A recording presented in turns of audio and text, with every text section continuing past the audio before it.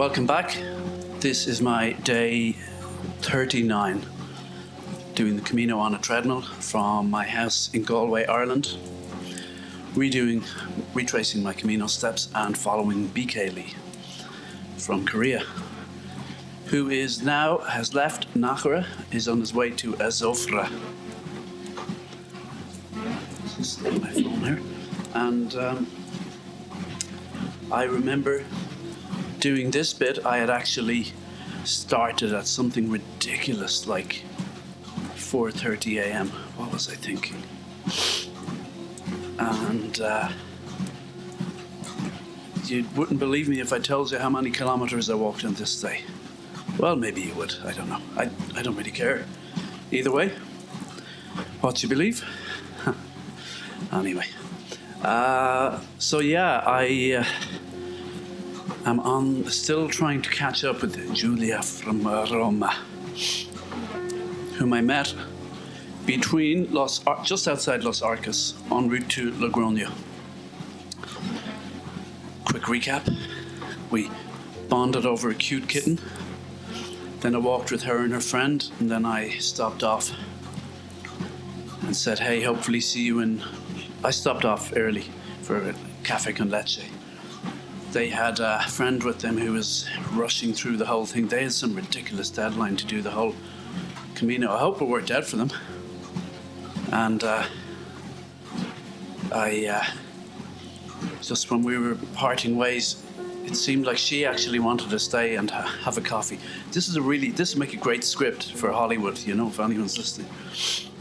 And I was like, just after they went, I thought, oh, she kind of liked me. And I liked talking to her. And we bonded over a kitten, let's not forget. You can't beat that. And I thought, yeah, I hope I see them in Logroño. I never did. And then I started thinking, then I might see her en route to Nájera, or they're in Nájera, never did. So then Mark from New Zealand says she probably went to Azofra, start early and you might meet her there.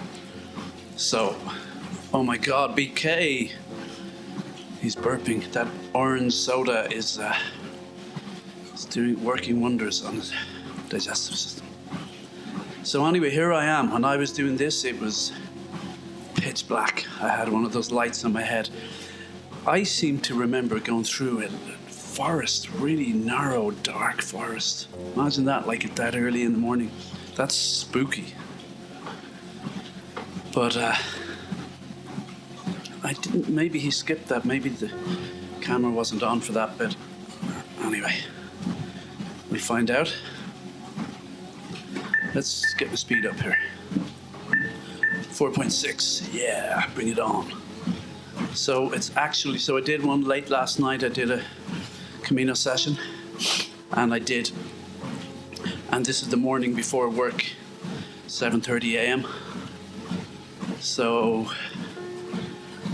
and I didn't eat much yesterday, and it's Ramadan, so a lot going on. I don't follow Ramadan. I'm just sort of saying, maybe I sort of am by accident right now, just for a day. Though I had coffee, so that's probably not allowed. Coffee with sugar. Anyway, fascinating details of my diet. I'm sure you'll all concur. I was in a great mood last night and still am today, because why I'm in a great mood, you ask? Is it because I met up with Julia from Roma? No, more to follow on that though.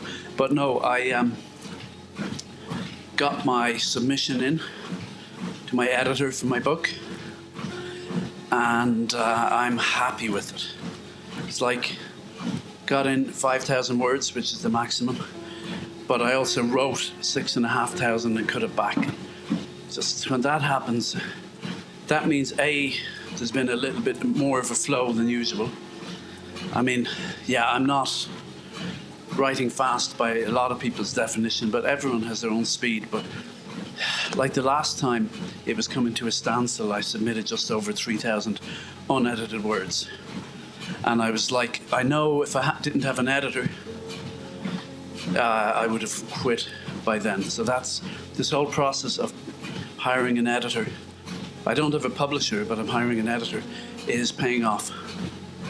I had a choice. I was going to do one of those private, writing school things, but a lot of that involved reading other people's stuff and critiquing other people's stuff. And I'm not good at that. I'm not in the headspace for that.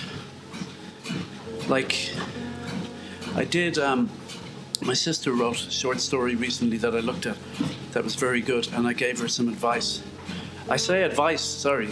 I am no more expert than her. But, just so I gave her just my opinions as a reader more than anything else. And she sent me another draft. I gave her opinions. But I said, I can't really give forensic analysis here of what I think might make the story work, because I'm trying to figure out my own story, and I'm not good at that, So I'm glad I didn't do that course where I'd be spending an awful lot of energy critiquing other people's stuff, and then stuff you don't like but you don't want to be too negative, and then people being negative to me. I mean, it's just, I guess if they all loved my stuff, if they all loved my stuff and said it was great, and I said all their stuff was awful, and they still praise me, I guess that would feel, I don't know how it would feel. I've never experienced anything remotely like that in my life. So, I don't know. Would it feel amazing, or would I feel like a fraud? I don't know.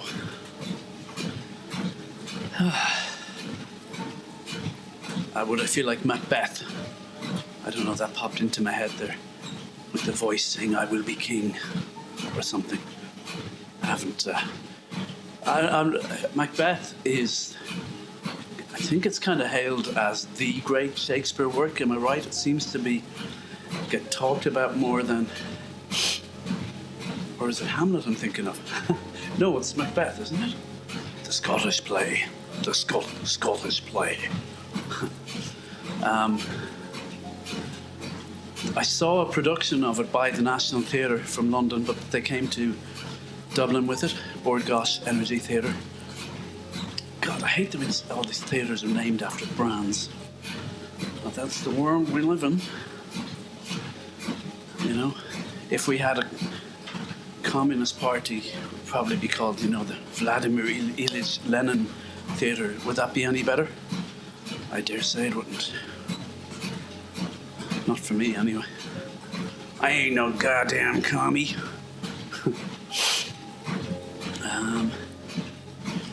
Where was I? What was it? Oh yeah, but I must say I really liked their production. It was really visual.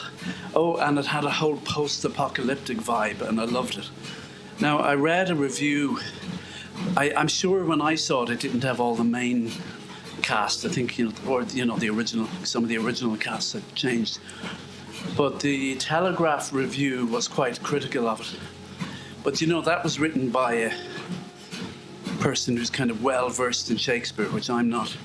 And they were saying, the director excised certain text and left out critical bits, and I didn't notice because I'm really not at all familiar. I just loved the way it visualized and dramatized the whole thing. Because for me, maybe Shakespeare is my theme for today, although I doubt I could speak for 10 minutes on Shakespeare, let alone 60, unless I speak really slowly. Let's see what happens anyway. So, what was I going to say? Oh, I'm not a good morning person. Shakespeare. Yeah, just the language. Certainly in school when we studied him, I would have found the language difficult.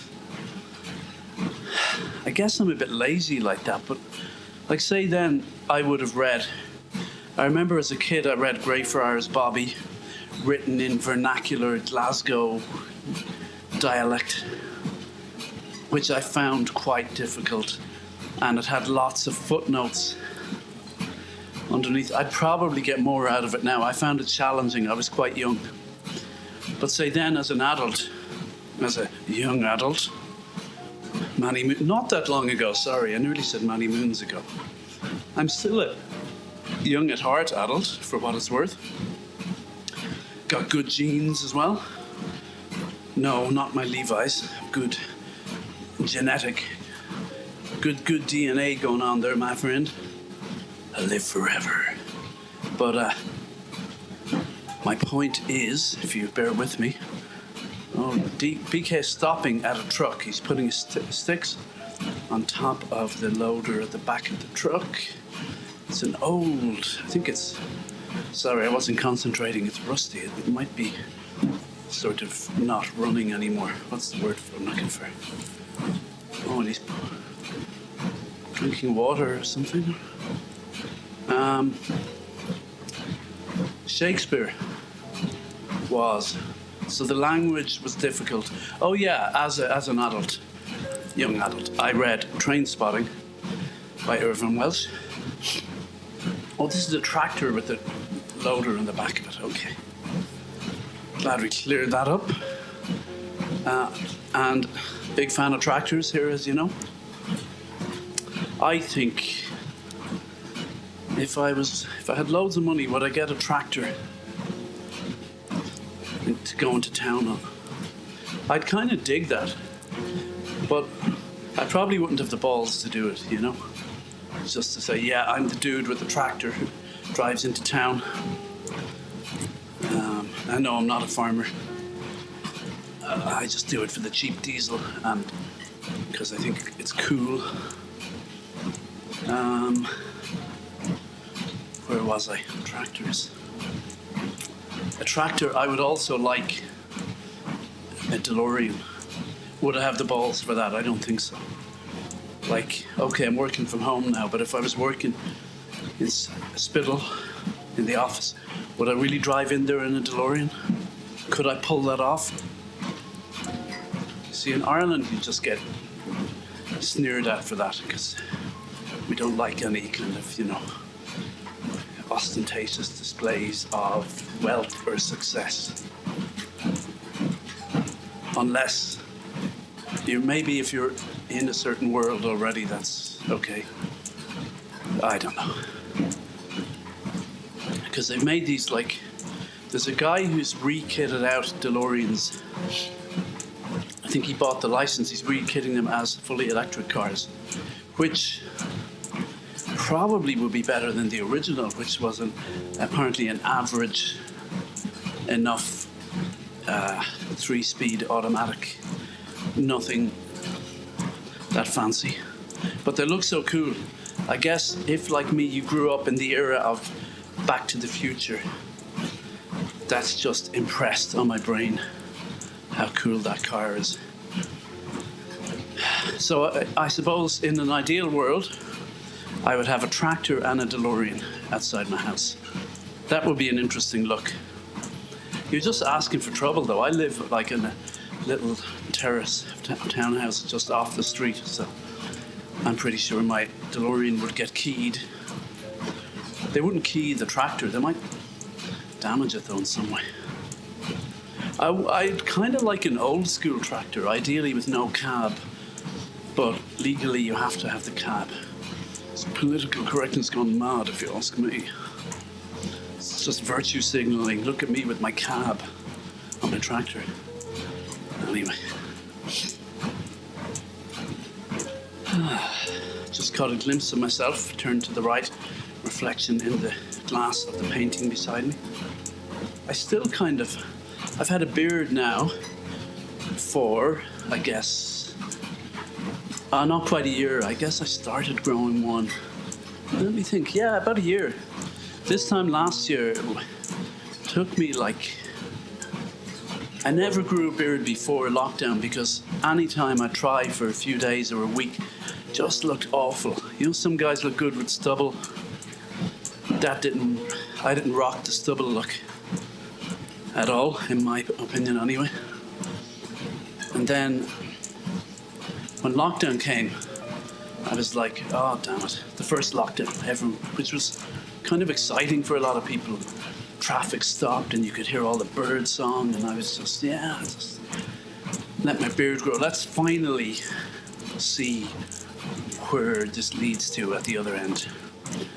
And what saved me was, because every night I would go to bed and I would think, by the way, I know I'm repeating myself here. Come on. I got 160 of these to do. You really think I'm that interesting? No, I'm not.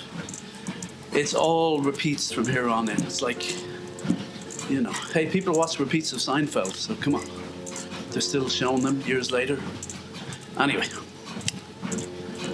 I said, let's see what happens. And every night I would go to bed thinking, I'm shaving this in the morning.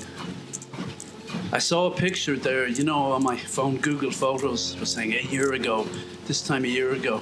That's right, that's how I know what I looked like this time a year ago. It showed a picture, selfie I took when I was out walking. Kind of just took it just to check out the old beard. And it was, early days, slim pickings. And the only thing, so I'd go to bed every night saying, I'm shaving this in the morning. And imagine I'm talking about this, and I critique our modern society for being so, shallow. And here you go, exhibit A of shallowness. Moi.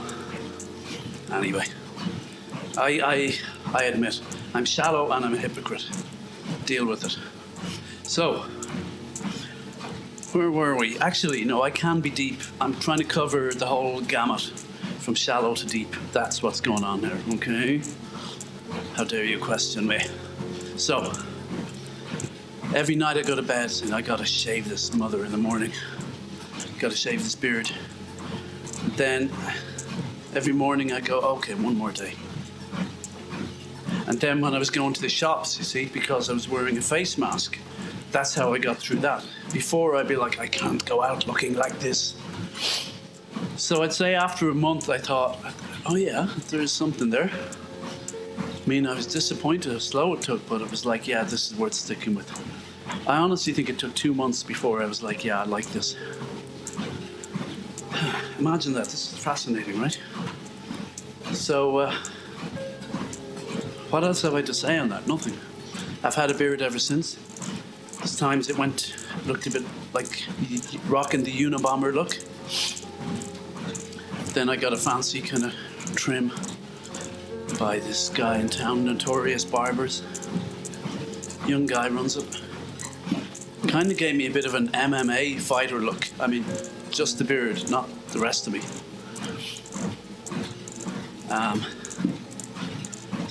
Which is definitely not a look that I would normally go for. No, he did a nice job on the beard. Now I've got hair growing long and keeping the beard trimmed. And I think that's what I'm gonna stick with. So when the hairdressers reopen, I'll keep it long, keep the hair long, get it trimmed. Oh God, I am so vain and shallow. And doing this podcast has revealed my worst attributes.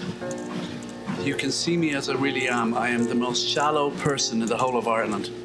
There's your tabloid headline for you. I'm sure they could come up with something better than that. Sorry, I'm sniffling again. Because I have chronic sinus problems, as regular listeners will know. I should have blown my nose before this. I don't want to sniffle my own way through it. No, I don't have COVID, because I don't go anywhere. As I said, unpopular people like me, the people with no friends will be the last ones standing when this whole thing blows over. And then the men in black will arrive at my door and say, we need you to help run the country. I'd be like, nah, too late. You know? Now you come to me. I've been waiting all my life for this. Now I'm like, no, you're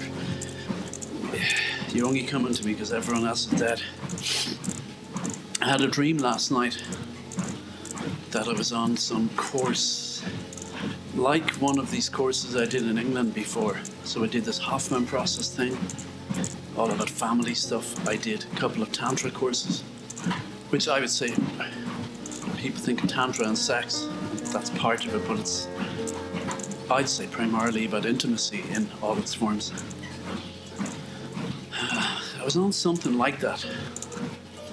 And then I remember, I don't know, it was playtime. People were doing different things. And some of them were playing snooker and others were playing foosball and different things, which there was none of that on these courses, but there was on the one in my dream.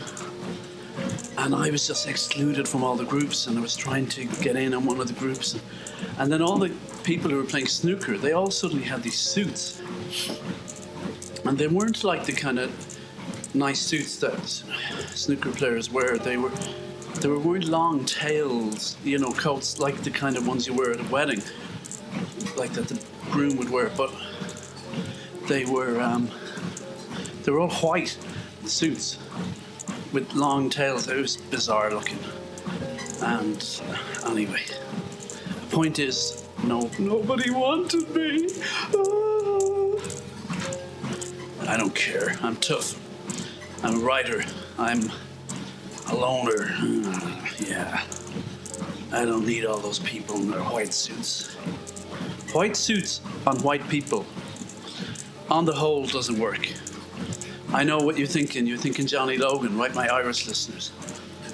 Nah, he didn't rock that, did he? Don Johnson? Did he wear? He on occasion would have. I remember once wearing a carbon grey suit with a white t-shirt. And the guy said to me, "What, you're trying the Miami Vice look?" I don't think I rocked that either.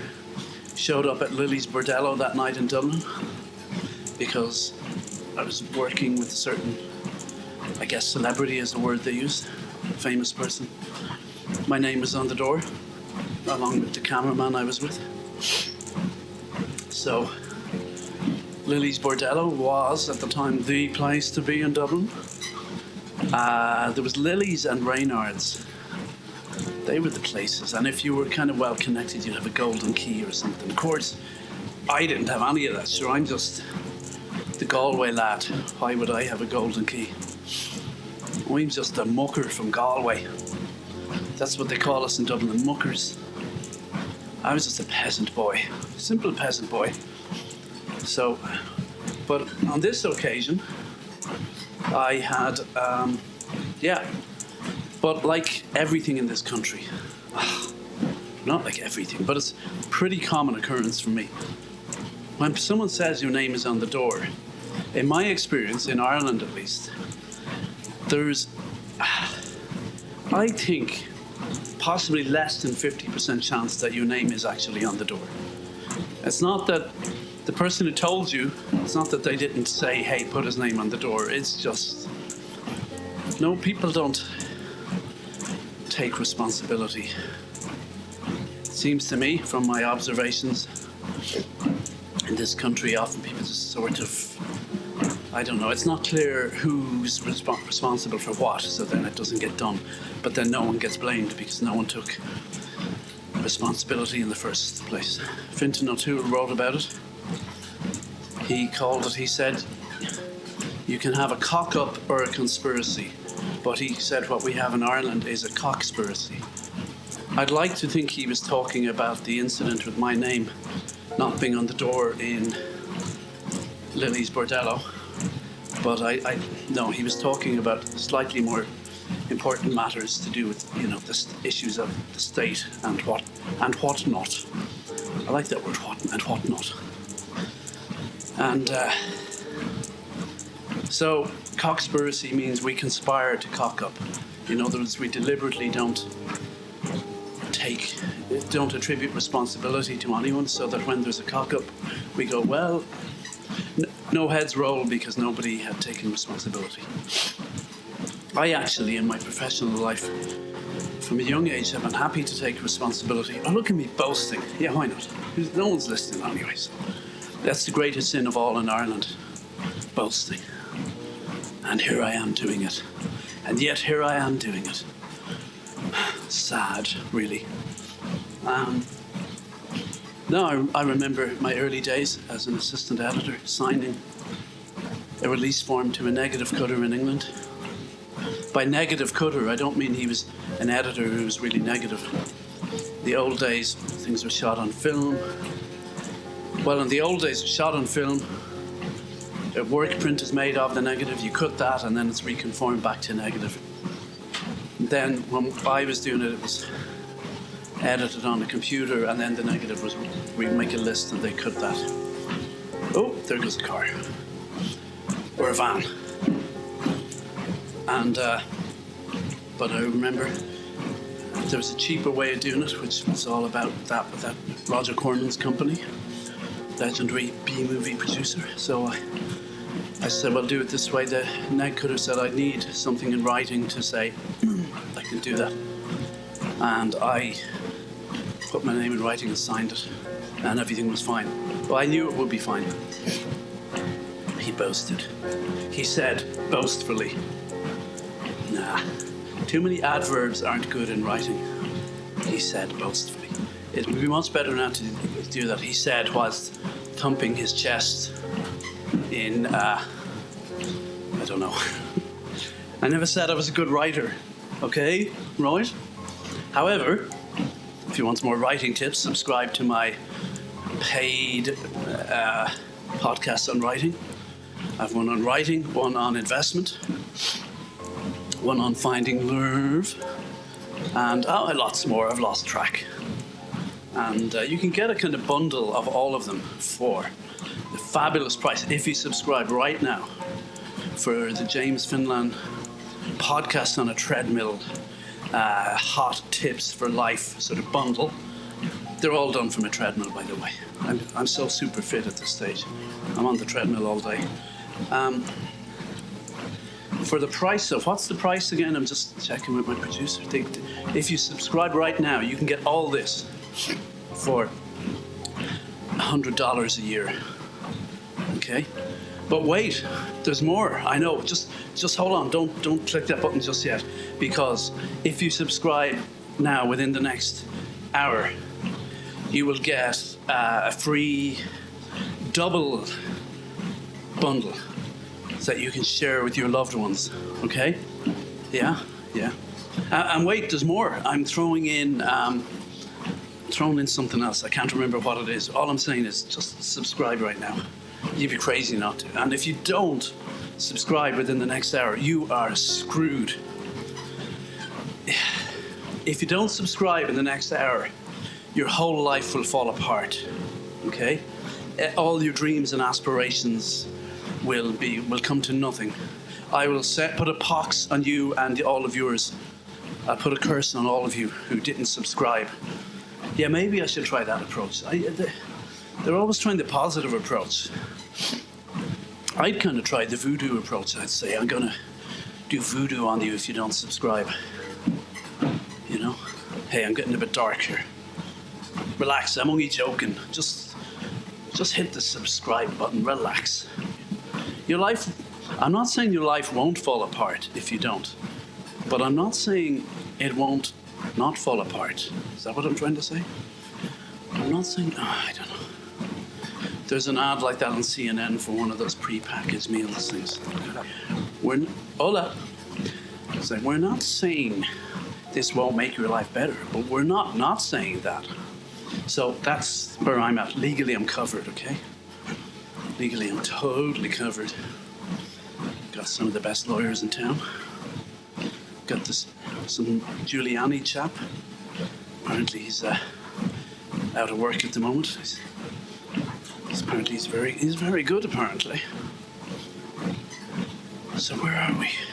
I'm more than halfway through, I think. Well, I'm about halfway through. Train Spotting, the book, yeah.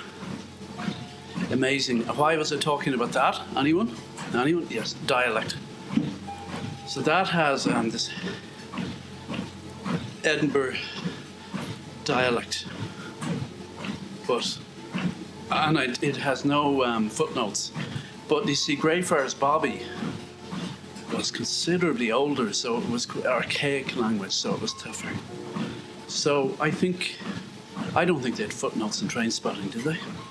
Maybe there was a version with it, but you didn't really need it. There was bairns and weans. I think some of those they have in Northern Ireland too. Weans, bairns or children, weans as well, small wee ones, right? Small kids. Another hot tip: if you sign up for my dialect podcast, more of that to follow. Learn every language in 30 years. That's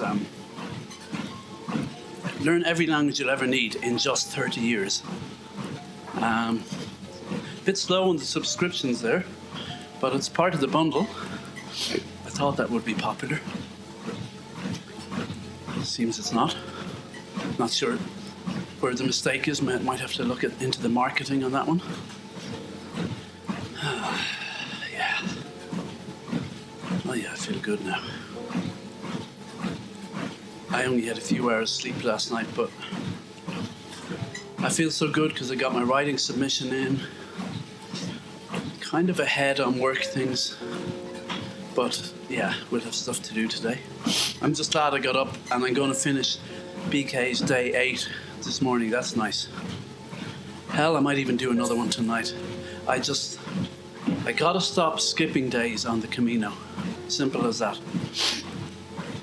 So be it. Like last night I ended up doing one at 10:30 p.m. So be it. So I after today I will have 4 of these to edit. Or is it 5? I think it might be not 5, hopefully. Anyway, they're not that hard to do. A little tedious. It's not really edit, it's just top and tail and fix the sound. It's not that crazy. I'm not going to give you all my editing secrets here. However, if you sign up for the bundle, my hot editing tips from top Hollywood editor. That's me, by the way. Yeah, I worked in Hollywood. I actually did. Hollywood in County Antrim, isn't it? It's just outside Belfast. Imagine I have to think about that. It is County Antrim. Bloody hope so. Oh, I'm such a typical South of Ireland person, Republic of Ireland person. No, I know, I'm just not good in the mornings. That's all it is. But I'm feeling happy. I'm feeling good. I just ain't talking good, my friend. And everybody breathe. And breathe in. And breathe out. This is a sample from my mindfulness podcast, also part of the bundle. It's called, what's it called? Healthy Mind, Healthy Body. Get your shit together with James Finlan. Mindfulness on a Treadmill. That's the actual official name for it. Yeah. Mindfulness on a Treadmill. Wherein I propose that people in the future will live their whole lives on treadmills. The world will become overpopulated and we'll all be just... Also, there's going to be more, possibly, viruses. Oh, I'm getting negative now. Ooh. My producer's saying, no, don't do it, don't go there. And we'll all be... I'm going there, I started, so I'll finish. We'll all just be indoors, living in little pods. And we'd have to walk on treadmills. That's our only exercise. And we'd be linked up to drips that feed us. And that's basically it. It'll just be... That's all you can do all day. And then your treadmill becomes a bed at night and you lie down. It's okay, you'll have a TV in front of you. You'll have all the binge-worthy episodes. So you'll be nicely sedated, courtesy of, non-stop streaming. And your life, you will be comfortably numb, as Pink Floyd say, in, what's the album, anyone? The Wall, correct. Which brings me to, of course, Shay Healy. Irish listeners will know. Shay Healy passed away recently. God rest his soul. He was like, when I grew up, I would have been aware of him from a young age. He was a songwriter. He was also an RTE producer, started as a cameraman, got into the whole songwriting thing, Eurovision, Castlebar Song Contest, everything, and penned winner with Johnny Logan, What's Another Year, which apparently was actually written about Shay Healy's father after losing his wife, which makes it kind of me imagine it in a whole different context when I know that. But he then, as well as doing all the Eurovision stuff, he ran a show called Nighthawks that was great. Personally, I think better than... Well, okay, no. Tommy Tiernan's show was amazing. But I would say Nighthawks is better than a lot of stuff our national broadcaster tunes out now. It had a rough and ready feel to it. And I was at one recording there where they recorded a few of the comedy sessions back to back. But Nighthawks, yeah, it was set in this kind of bar or diner or something, wasn't it? They did a famous interview with an Irish politician. Oh, what's his name again? Over this phone hacking scandal where he finally... Sean... God. From Castlerea and Roscommon. He finally gave the dirt on our former Taoiseach Prime Minister, Charlie Haughey, which ultimately sort of led to his resignation. That was at a time when you could have a show like that that was both kind of, a bit of pop culture and a bit of politics. Yeah, Nighthawks is a great show. I believe Jerry Stembridge, Irish writer and filmmaker, was involved in it too. Another great guy. Don't know him that well, but I've met him a few times and he is great company, I have to say. Hope he's doing well during lockdown. And God, I'm really going off on tangents. And Shay Healy, there's a connection here I'm trying to get to. Oh yeah. So you're wondering what's the connection between Shay Healy? This is a $10 question. Between Shay Healy and Roger Waters of Pink Floyd, formerly of Pink Floyd. I'm more of a Dave Gilmour person. I always have to get that in there anytime I mention Roger Waters. Yeah. I'm more of a Dave Gilmour person. Oh, Dave Gilmour. I could eulogize him. There's a particular reason I like him. It has to do with his adopted son. Many of you know the story, I'm sure. But also, damn great, amazing guitarist, right? Amazing. So, back to basics. Shay Healy. So no one got the link. Okay. So I get to keep my $10. Good. When they were eulogizing him, talking about him on the radio on the weekend, just after he passed, they said that he got involved. There was an alternative Eurovision in Dublin, and he entered a song in it, and it was Another Prick in the Dáil. For non-Irish listeners, the Dáil is our House of Parliament, and it's a play on which song? Anyone? Correct. Another Brick in the Wall. When I heard that, Another Prick in the Dáil, I thought, I wonder, can I locate that somewhere? Oh, I would love to hear that. And apparently he did all these, re-recorded all these versions of ABBA songs with different lyrics, with humorous lyrics, but ABBA didn't bite. It never got released. But I actually worked with his son, Oisin, years ago. I didn't know he was Shay Healy's son at the time. He used to work in screen scene post-production in Dublin, doing the telecine that was transferring the film rushes to videotape. This is how we did it at the time, and then we take that into a computer for editing, and then it would all end up going back to negative. As I said, more of that on my editing podcast, part of the bundle. Sign up. You've got now. It's down to 47 minutes. If you sign up for the next 47 minutes, your life will be amazing forevermore. And if you don't, you're on your own, buddy. Okay? Yeah, I warned you. I did warn you. That's all I'm saying. You're gonna come to me. I can see it now. just as soon as tomorrow, people will be coming to me saying, my life is falling apart. Can you please give me that deal? And I'd be like, no, absolutely not. Absolutely not. So you got 45 minutes. And don't say you weren't warned to sign up for my Make Your Life Amazing bundle. Okay? It's got everything in there from, as I said, top ex-Hollywood editor. Hollywood with one L, but let's not get hung up on technicalities. And people would kill to have this. And now you don't have to kill anyone to get it. For just $100 a year, you can have access to all of my extraordinary thoughts on life, editing, philosophy, business, finance, investment, religion, spirituality, atheism, Christianity, Satanism.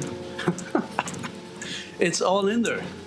Health and fitness, mathematics, physics, anything you want. I mean, we just keep adding new topics. I'm just recording non-stop. My producer's putting together these amazing packages. So you got now 43 minutes, okay? Sign up. You get them all for $100 a year. It's a steal. If I told you that for, less than the price of, I don't know what's $100 a year? How many days in the year? 356. I'm too tired to figure it out. That's okay, $2 for less than $2 a week. $2. What's that? A cup of coffee? You can have the most amazing life ever. And the crazy thing is, this stuff works. Even if 1 million of you sign up, even if the whole world signed up, you would all have amazing lives. Imagine that. Yeah, right. It's like, these pyramid schemes where they advertise, you sell all this crap, overpriced crap to your friends and become a millionaire. It's a myth. Some people can make money on it if you're particularly good at screwing your friends. But it's like the whole thing falls apart if you do the maths on if everybody got involved. It's not possible for everybody to be that successful with it. Also, where they make a lot of their money, they send you on these training courses where they keep brainwashing you into the fact that you're going to be a millionaire if you keep coughing up. That's how they operate. That's how it works, folks. But if you sign up for I've got a new pyramid scheme and it really works. It's part of the bundle. So my one is the only one that works.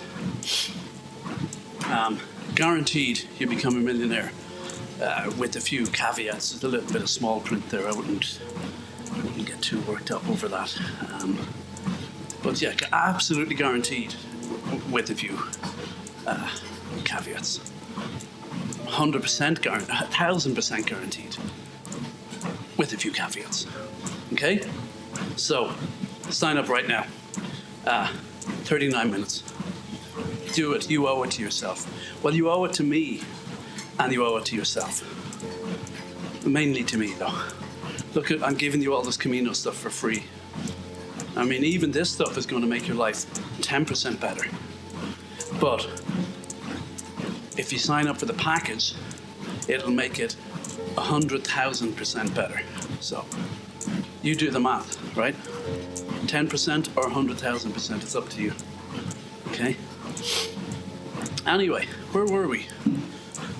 Oh, there goes low loader. Is that what they call those? I don't know. It's a truck with the thing on the back. I know they use low loaders for car driving scenes in films. Cars on a low trailer. They're pretending to drive and cameras on the trailer as well, filming. Oops, I've given away a trade secret. Ruined every movie for you now. There's also a blue screen process, and then there's my favorite, poor man's process. I did that in my legendary film, Ereville, where you car, it's all dark around it. You have lights that you rotate, so they're like street lights. They hit the window just at intervals, timed intervals. And then ideally, see, we had it in mind, you have two lights in the background representing another car. But initially they were moving too much. They looked like a drunk driver, so we said move that less. And by the end it was moving too little. Yeah, and then the lights got caught in the rain on the windscreen. And it was fine. It's tricky to get it perfect. In retrospect, I should have stuck with the drunk driver. No, that would have been too distracting. Then we had a handheld camera inside the car, and yeah, it worked. That was my favourite scene to shoot. For some reason, it's one of the happiest moments in my life. It was pissing rain outside, because we did it outside, not indoors in the studio. So we had the rotating lights set up. They weren't rotating, there was a grip on each side, person on each side holding a big black flag, and they would move that so that it would cover the light and then uncover it. So you just create, on the actors who are in the car, you just get the impression of street lights passing them. There's also these little lights in the car below the actors just to throw some light on their faces. And Larry Manley was my cameraman, did a great job. And yeah, handheld camera inside the car. We're just filming them from the front seat. It was the two people in the back seat we were filming. Taxi driver, we only saw his eyes in the mirror looking ominous. That was Pete Ray. Take a bow. Great eyes, great eye acting. He's a renowned eye actor, known the world over for his eye acting abilities. So, how did I get onto that? That's what this podcast should be called. How did I get onto that? I'm going up to 4.8. I don't care anymore. I'm going nuts. So, train spotting. Yeah. Amazing. And we started with Shakespeare, didn't we? Yeah, I did like that production of Macbeth. For me, it was just really visceral. And I feel, now I have to say, the Druid Company, of course, did. Druid, the legendary Druid Theatre Company. Gary Hines, their artistic director, of all the people, artistic types from Galway that I would admire, she would be, well, the one, absolutely. Hard worker, really successful. And her work speaks for itself. And she's successful on the world stage, and deservedly so. And I've said it before, I don't think I ever saw her in the flesh, because she wasn't out in the pubs talking up a great show. She was putting her head down and doing the work. And that's, I take, certainly at this stage in my life, I look more to people like her for as an example. Also, John Boorman, with whom I worked, was and is a great example. He is now in his late 80s and still going strong. Last time I saw him, he'd published a memoir. I was there at the launch. I'm not pretending I know John really well, but I've worked with him. And that was just before COVID. I had a nice trip to England. Shortly after that, everything went into lockdown. At that time, people didn't really realise what was coming our way, even though it was the writing was on the wall. BK just took a picture of a sign there with some graffiti on it. I didn't read it. I never know. But since then, so he brought out his final memoir called Conclusions. Final sounds ominous, but that's pretty much how he framed it himself. Conclusions. In the preface, at the end of the preface, it's a beautiful, short preface, but at the end of it he says, and so while I still can, I hasten to testify. Something like that. Quite touching. But since then, he has brought out, so that was what, just before the start of COVID, just over a year ago. He's brought out a book on nature, Buen Camino. There goes a car going the other way. A book on nature and a book of poetry. And possibly another radio play for RTE. John Boorman, is a legend of 20th century cinema. Go Google him if you don't believe me. But what I really admired about him and what I saw in action was a serious work ethic. The fact he went to military school probably helped. One part of me kind of wishes I did, even though I'd have hated it. Might have knocked the creativity out of me, it might have backfired. Oh, there goes a tractor. There goes a tractor. Wonderly, wonderly tractor. That's the theme tune from Wanderly Wagon, popular Irish children's TV show of yesteryear. There's another word I like, yesteryear. Yeah, I like that, yesteryear. Can't really remember what I was going to say. 4.8, let's go back to 4.6. So we're getting into the last 10 minutes. Let's have some water here. Gary Hines, John Boorman, good role models. You'll meet plenty of people in the Galway pubs. Talk a great story to you. Be happy to hear about the book you're contemplating writing, especially if you buy them a pint. My phone's going again. I don't know, I started playing the audiobook. I don't know what's going on anymore. I don't know what's going on. I think the audiobook is playing in the background. Carlo Knosco is struggling. Okay. Apologies for that technical delay. I'm back, motherfucker. Okay, I'll mark it as explicit. I'm not beeping out things anymore. Doesn't really matter. If nobody listens to your podcast, if nobody listens to James Finlan's podcast, is he still a genius?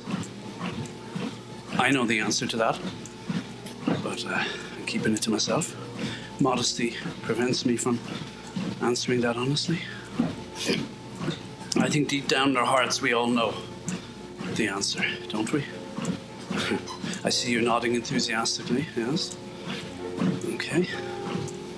Okay, I'm a genius. There, I said it.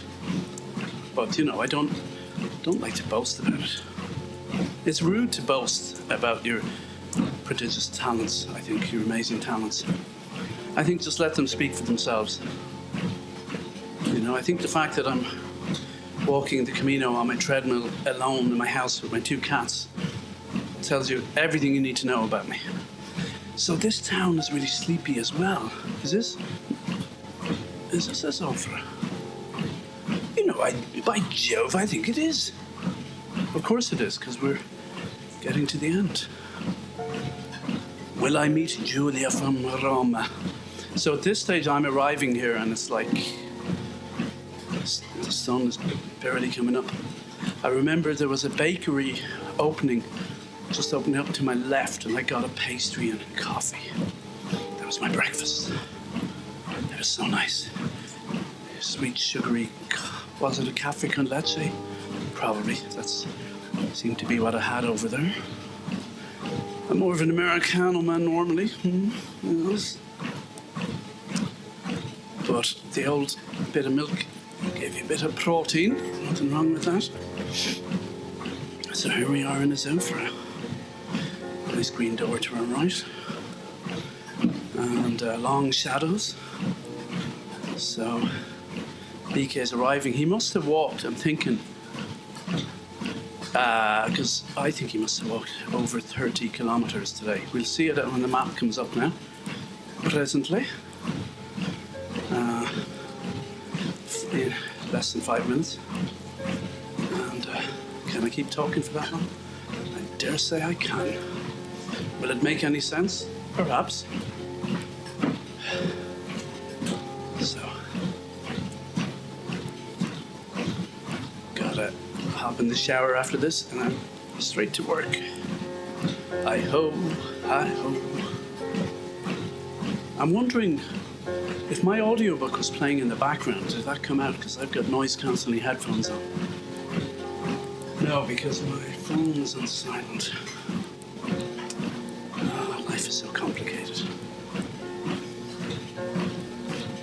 After doing my Camino last night, I had my phone in my back pocket. I butt dialed 2 people. One of them was my doctor's office. It's okay, no one there. One, my friend Mike Finn, at about midnight. I hung up and texted him and said, apologies, it was a butt dial, as the Americans call it. So he was disappointed. He was hoping it was a friendly call. But no, it was an accident, Mike. I had no intention at all whatsoever of calling you. Sorry. But the truth hurts.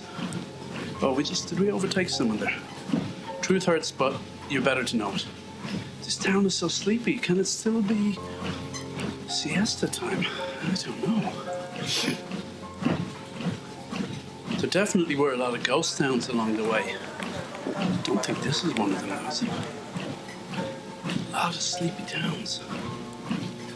How long does a siesta run? Is it 2 hours? More?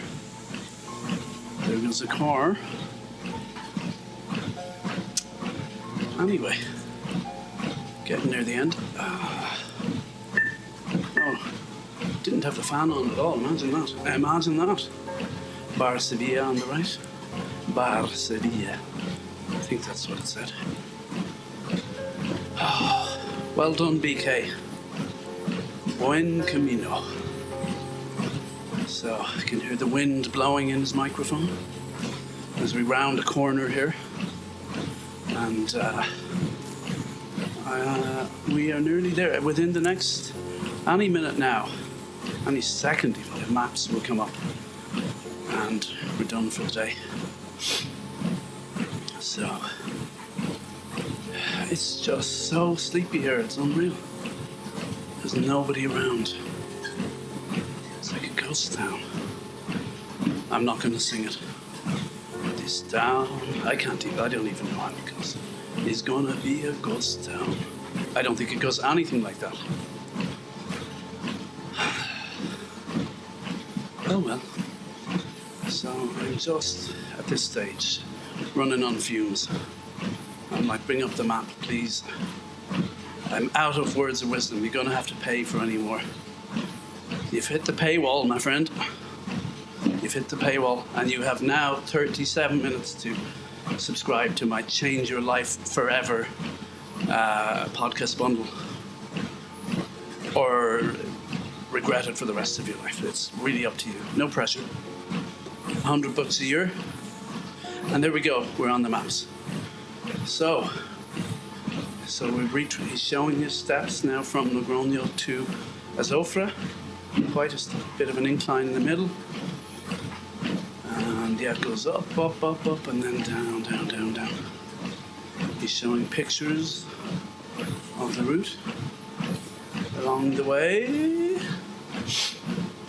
I'm actually hanging in to see how long it was. I'm guessing 25, because 25 plus, I'm thinking 32 kilometers or something like that.